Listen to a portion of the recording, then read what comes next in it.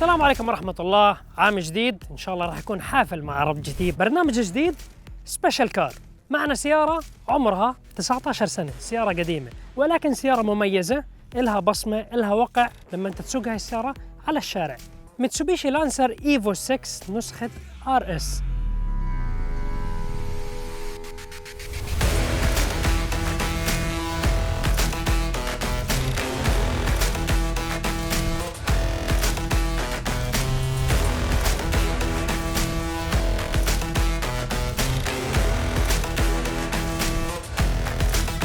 قبل ما نبلش حلقتنا أعطونا تقييمكم للسيارة من 100.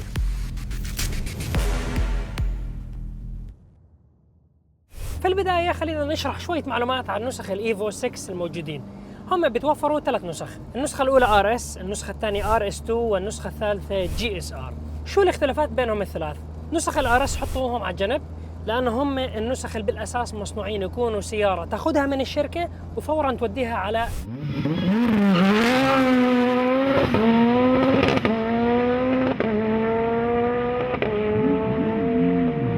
فنسخة الRS لحالها ما بيجي عليها مكيف، بيجي عليها بريكات حجمهم صغير، والجنود تاعتها بتيجي حديدية حجمهم صغير، فيعني السيارة جاهزة فورا تصير سيارة رالي. نسخة الRS2 نفس المعنى حاليا لليوم. هاي السيارة مصنوعة انه لشخص مدمن سيارات زي حالاتنا، بده اكشن وسيارات وخفة وزن، فهي بيجي عليها مكيف، بيجي عليها البريكات الكبار. نسخ الRS بكون الجير بوكس تاعهم دائما الريشة تاعته قصيرة، يعني النسب تاعت الغيارات دائما قصيرة، فيعني انت ماشي على الخامس سرعة 100 بكون الRPM تاعك تقريبا 3000، فعندكم الموضوع.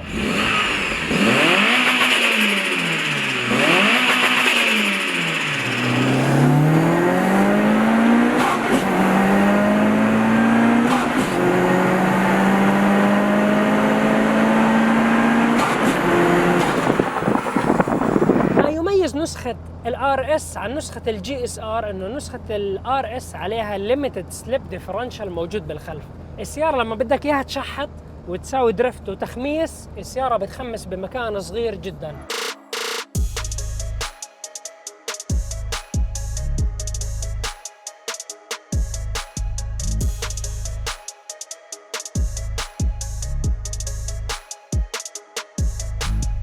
السيارة هي بالأساس عبارة عن سيارة رالي ولكن مرخصة قانونياً تمشي على الشوارع العادية. السيارة عليها محرك 4 سلندر 2000 سي سي تيربو بتولد قوة 280 حصان وعزم الدوران 373 نيوتن. هاي أرقام السيارة لما تكون ستوك. السيارة المعنى لليوم ما إلها دخل بهاي الأرقام اللي إحنا حكيناها. القلب النابض للوحش ما شاء الله، شوفوا الألوان والتعديلات كله ظاهر. السيارة عليها فلتر هواء، ريسكشن كيت، وفل اكزوست كامل. هيدرز تاع السيارة شايفين معدل مزود. السيارة عليها كمشفتات معدلة، عليها بساتين معدلة، عليها بخاخات للبترول معدلين مع سيستم فيول كامل. السيارة عليها اويل كاتش كان. السيارة عليها تعديلات أكيد دبل كلتش لأنه سيارة تقريبا 500 حصان. هاي السيارة بشكل سريع بدكت للسيارة أساسي تاع الشركة، ما عليها أي شيء معدل. جنوط السيارة 18 إنش خفيفة الوزن.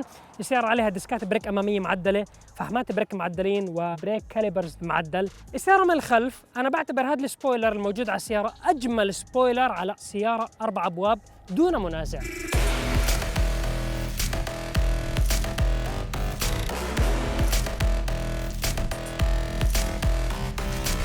وأثناء تصوير الحلقة زارنا صديقنا بلامبورجيني هوراكان وسوينا تحدي صوتي.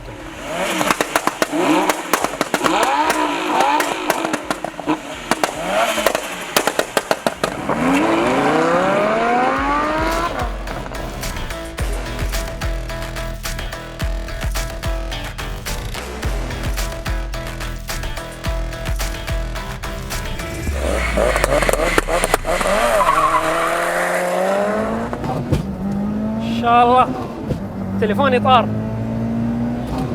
إن شاء الله الفور ويل بحفر الأرض. عزم الدوران الموجود بالسيارة عالي جدا. صوت السيارة طربي، صوت السيارة جدا مميز. انت متضايق زعلان بدك تستمتع عن جد، اسمع الصوت تاع التيربو، صوت فراشات التيربو، صوت التيربو بتحس التيربو قاعد معنا جوا. بتقول له اعطيني طرب بعطيك الطرب، بس انت برجلك ادعس شوي.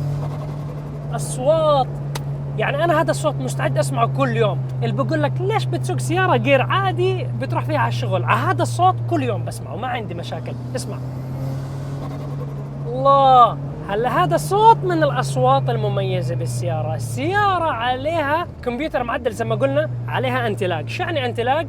يعني انا لما اشغل الزر من هون الموجود على اليسار، التيربو تاع السياره، احنا كلياتنا بنعرف انه التيربو بده وقت قبل ما يلف الفراشات تاعته ويساوي الدوره المطلوبه ويصير يدخل الهواء داخل غرفه الاحتراق. الانتلاج هو عباره عن سوفت وير بيكون بكمبيوتر السياره، بيجبر التيربو انه يكون شغال 24 ساعه من الصفر. يعني من وانت مبلش بتسوق السياره. هلا اذا انا بشغل الانتلاج بكون التيربو شغال حتى لو اني مش داعس بترول، جاهز. اول ما ادعس بفتح بوست فورا، فبكون تجاوب السياره كثير سريع. دائما اللي بحطوا الانتلاج لشخص بده الهورس باور والقوه تاعت السياره تطلع بشكل مباشر. اشغلكم الانتلاج، اسمعوا الاصوات، اسمعوا التفقيع، شوفوا كيف التيربو كيف بتغير اداؤه. اسمع، هي شغلنا هيك الانتلاج. هلا هيك السياره مفروض التيربو سامعين؟ اسمعوا الاكزوست، هذا التفقيع لانه في هواء كثير زياده بالمحرك فبطلع، قاعد بطلع تيربو فاتح 24 ساعه، السياره جاهزه تقول لك ادعس. سامعين الصوت؟ طرب، ما في تاخير بالدعس، اول ما ادعس ماخذ فول باور.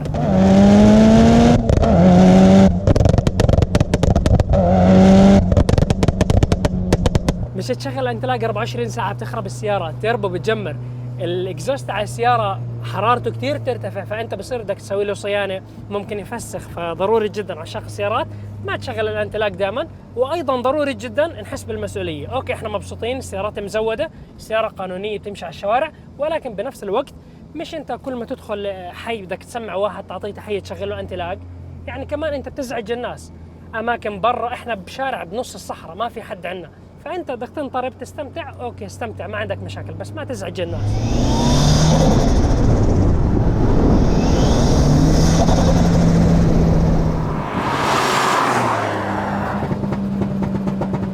الله على الطرب، اطرب يا الحبيب ان شاء الله.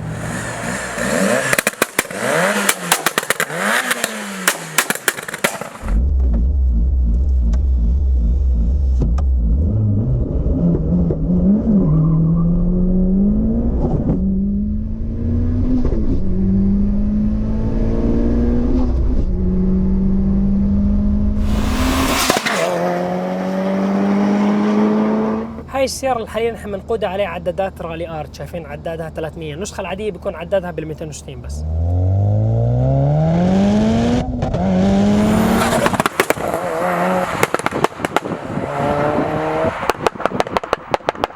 هاي السيارة لما طلعت سنة ال 99 2000 2001 الجنريشن تاع الايفوليوشن 6، لما طلعت كانت 280 حصان، ولكن كانت تقارع سيارات قوية جدا.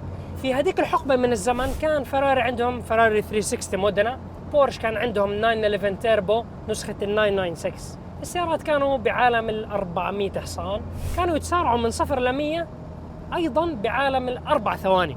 هاي السيارة كانت تتسارع من 0 ل 100 ستوك 280 حصان ب4 ثواني و8 أجزاء. الفكرة الرئيسية من السيارة، سيارة بسيطة انجينيرنج ما فيها التعقيد، نظام 4 ويل درايف، فيش فيه التعقيدات نفس الجي تي ار الجديد، كمبيوترات بتتدخل، ما في حد بتدخل معك بهاي السيارة.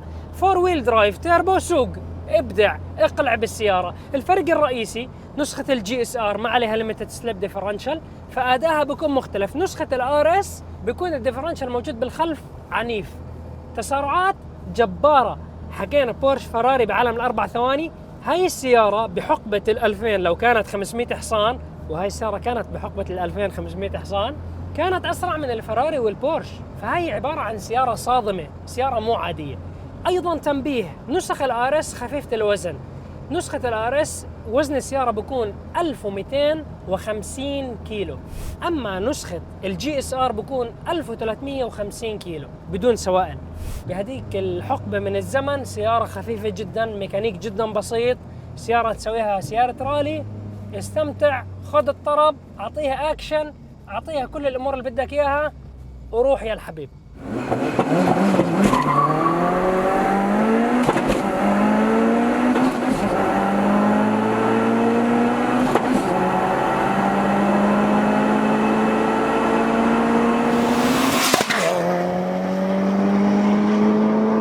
بتطلع أصوات طرب، السيارة بتستمتع فيها، السيارة بتقدر تسوقها كل يوم. مشان هيك صاحب السيارة ما حط عليها سسبنشن معدل مشان ما تكون صلبة، ما تكون يابسة على الشوارع. انت بحالة سكت السيارة شوي شوي تمشي فيها طبيعي، ما عندك أي مشاكل، كل يوم تستخدمها عادي. انت بإمكانك تمشي بخاخ إلكتروني بدون ما يكون التيربو شغال يصرف بترول. بدك تدوس، بدك تعطيها طرب، سامعين صوت التيربو؟ تعطيها نغميات، طربيات. الله الأصوات. سيارة مميزة، مع أنه زي ما حكينا 19 سنة، ولكن لليوم هاد مميزة جدا السيارة. عن جد عشاق السيارات لازم يكون عندكم سيارة مثل هاي السيارة بكراج بيتكم. أوكي فراري لامبرجيني اللي معهم فلوس أوكي، بس هاي السيارة عن جد مميزة، إلها لمسات، إلها إبداع، إلها تاريخ بعالم WRC. معلومة جدا مهمة، ميتسوبيشي لانسر النسخة العادية ما إلها دخل بنسخة الميتسوبيشي لانسر ريفوليوشن. الإيفوليوشن لهم رقم شاسي مختلف، تدعيم الشاسي وقوة الشاسي مختلفة بالكامل، كل ميكانيك السيارة مختلف. هم يعني بيجتمعوا بالأسماء، منظر التابلو، هاي الأمور، حتى على مستوى الكراسي وهاي الأمور كله مختلف بالسيارة. السيارة اللي معنا حاليا حكينا عليها كمبيوتر لينك معدل، فعليها تو سوفت ويرز. في سوفت وير للو بوست، انت بدك تمشي شوي شوي بالسيارة بتشغل هذا السوفت وير، بدك قوة تكبس الكبسة الثانية بصير هاي بوست، الفول باور تاع السيارة. في كمان تيربو تايمر، بحالة انت بعد ما دعست شوي بالسيارة رحت وقفت السيارة بالبيت، تطفي السيارة بتضل السيارة شغالة حسب البرمجة، حسب القراءة، حسب شو الكمبيوتر بقرأ انه والله بدها دقيقة تستريح السيارة، بتضل شغالة بطفي لحاله بعد مدة زمنية. وبإمكانك انت تبرمجه دقيقة دقيقتين شو ما بدك، حسب الوضع وحسب شو ما بدك.